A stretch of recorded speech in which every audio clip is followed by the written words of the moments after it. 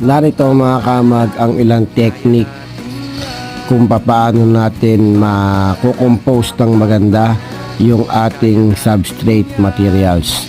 Syempre, ang ating composting ay tumatagal ng 14 to 21 days. Pag ito ay na-compose na natin, may takip dapat yung ating substrate materials, and then every other day ito ay ating hahaluin. Kung mapapasin nyo mga kamag, ayan, habang hinahalo ay merong usok.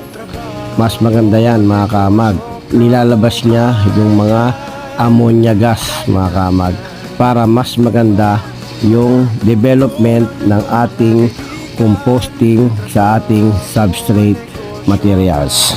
At pagkatapos, ito ay ating tatakpan uli mga kamag. Alright?